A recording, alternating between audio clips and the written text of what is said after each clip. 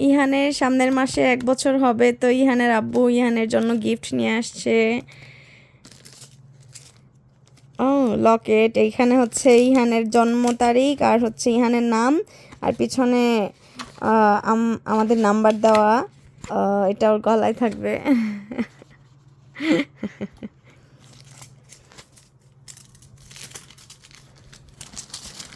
ইহান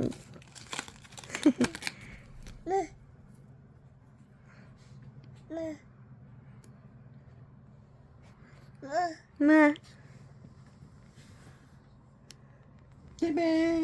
দেখি ইহান, ইহান